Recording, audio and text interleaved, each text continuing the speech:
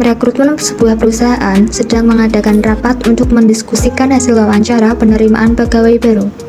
Peserta rapat terdiri dari 9 orang, Bu Musdalifah sebagai manajer, Bu Intan sebagai supervisor, Bu Cindy sebagai HR, dan 6 staf rekrutmen yaitu Putri, Hani, Citra, Nyona, Livia, dan Fariha.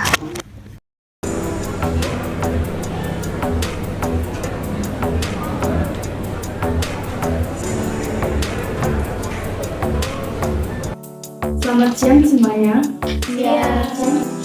Hari ini kita akan membahas hasil wawancara penerimaan pegawai baru yang berlangsung minggu lalu. Saya ingin mendengar pendapat kalian tentang para kandidat yang telah diwawancarai. Tapi, pertama, Bu Cindy bisa jelaskan secara umum bagaimana proses wawancara. Wawancara ini dilakukan dengan 3 tahap. Nah, tahap yang pertama yaitu tes teknis, dilanjutkan dengan wawancara dengan tim HR, lalu diakhiri dengan wawancara bersama supervisor. Dari total 50 pelamar, kami telah menyaring hingga 10 kandidat terbaik untuk posisi yang dibutuhkan. Hari ini kami ingin mendiskusikan siapa saja yang layak direkomendasikan untuk diterima. Bagus. Bu Intan, bagaimana pandangan Anda tentang tahap wawancara terakhir?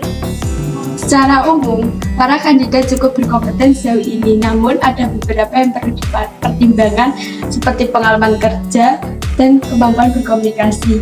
Saya rasa diskusi ini cukup penting untuk memastikan kita memilih kandidat yang tepat untuk kebutuhan tim yang diperlukan. Setuju. Putri, kamu wawancara beberapa kandidat kan? Apa kesanmu? Iya Bu, saya sempat wawancara 3 kandidat tersebut. Salah satu yang paling menonjol adalah Indra. Dia punya pengalaman 3 tahun di bidang yang relevan dan jawaban-jawabannya sangat terstruktur.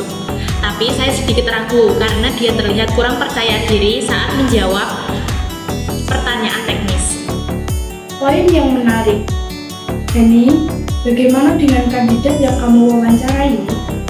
Baik, saya sempat mewawancarai 2 orang, yaitu Sinta dan Ahmad.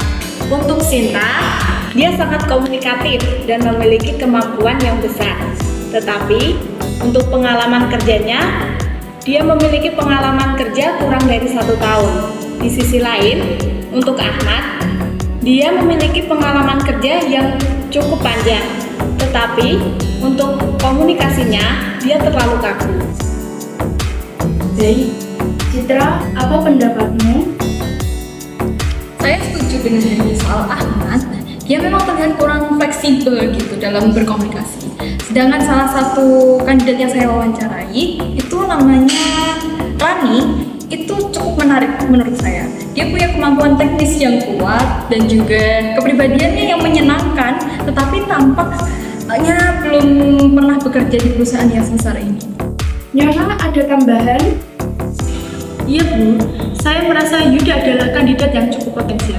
Dia memiliki 5 tahun pengalaman di bidang yang relevan dan dia juga banyak memberikan ide-ide yang menarik waktu wawancara. Namun saya merasa dia itu sedikit terlalu percaya diri, yang mungkin nantinya akan bisa menjadi masalah jika harus bekerja sama dengan tim. Livia, bagaimana menurutmu? Saya setuju dengan Nyona. Yuda memang hebat secara teknis, tapi sifat terlalu percaya diri mungkin akan sulit diatur. Di sisi lain, saya wawancarai Bella yang punya kemampuan cukup baik dan sikap yang sangat kolaboratif. Meskipun pengalamannya sedikit di bawah rata-rata, saya rasa dia punya potensi besar untuk berkembang. Terima kasih, Livia. Fariha, kamu bagaimana? Oke, baik. Saya merasa ada 2 kandidat yang perlu diperhatikan. Yang pertama adalah Dika dan yang kedua adalah Farah. Dika sangat baik secara teknis, tetapi dia tampak kurang nyaman dengan pertanyaan situasional. Sedangkan Farah di sisi lain memiliki komunikasi yang sangat baik, tetapi kemampuan teknis masih perlu diasah. Bagus. Mari kita buat daftar kandidat yang paling memenuhi kriteria. Saya ingin kalian mengirimkan laporan rinci tentang masing-masing kandidat dalam 2 hari ke depan. Kita akan memutuskan siapa yang diterima setelah rapat berikutnya. Terima kasih atas kerja keras kalian. Semoga kita bisa memilih kandidat terbaik untuk memperkuat tim kita.